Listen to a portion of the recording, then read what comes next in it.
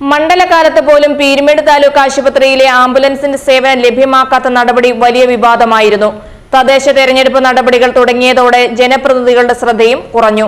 Fitness പരിശോധനകളുടെ ഭാഗമായിട്ടാണ് ambulance വർക്ക്ഷോപ്പിലെത്തിച്ചത്. കഴിഞ്ഞ ദിവസമാണ് ആംബുലൻസ് തിരികെ ആശുപത്രിയിൽ അറ്റകുറ്റപ്പണികൾക്ക് ശേഷം എത്തിച്ചത്.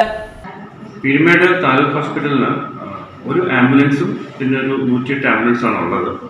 നമ്മുടെ ആംബുലൻസിന് കുറച്ച് അറ്റകുറ്റപ്പണികൾ ചെയ്യേണ്ടതായിട്ടുണ്ടായിരുന്നു. അങ്ങനെ നമ്മൾ ഒക്ടോബറിലാണ് തോന്നുന്നു നമ്മൾ അതിൻ്റെ ഡീറ്റെയിൽസിലായിട്ട് DM ഓഫീസിലേക്കും അതുപോലെ ഫോർമാലിറ്റിയിലേക്കും നമ്മൾ ഈ അറ്റകുറ്റപ്പണികൾ ചെയ്യാനായിട്ട് നമ്മൾ വിട്ടിരുന്നു. അതെല്ലാ അതിൻ്റെ അറ്റകുറ്റപ്പണികളും ശരിയാക്കിയിട്ട് നമുക്കിപ്പോൾ ആംബുലൻസ് തിരിച്ച് കിട്ടിയിട്ടുണ്ട്. ഇനി മുതൽ നമ്മുടെ എല്ലാ ആശുപത്രിയിലുള്ള റഫറൽ കേസുകൾക്കും നമ്മളുടെ ആംബുലൻസ് ആയിരിക്കും ആദ്യം പോകുന്നത്. അതില്ലെങ്കിൽ മാത്രമേ പ്രൈവറ്റിനെ ആശ്രയിക്കേണ്ട കാര്യം വരുള്ളൂ. 10 ദിവസത്തിനകം അറ്റകുറ്റപ്പണികൾ പൂർത്തിയായി. ഈ വിവരം വർക്ക്ഷോപ്പിൽ നിന്നും പീരുമേട് താലൂക്ക് ആശുപത്രി അധികൃതരെയും DMO ഓഫീസിലെ വാഹനങ്ങളുടെ ചുമതലക്കാരനായ ജീവനക്കാരനെയും അറിയിച്ചെങ്കിലും ബാറ്ററി കൂടി ഉപയോഗശൂന്യമാകുന്നതുവരെ ആംബുലൻസ് വർക്ക്ഷോപ്പിൽ കിടന്നു എന്നതാണ് ശ്രദ്ധേയം. ഇപ്പോൾ പുതിയ ബാറ്ററി വാങ്ങിവെച്ച ശേഷമാണ് ആംബുലൻസ് തിരികെ ആശുപത്രിയിൽ എത്തിച്ചിരിക്കുന്നത്. News bureau, Peermade.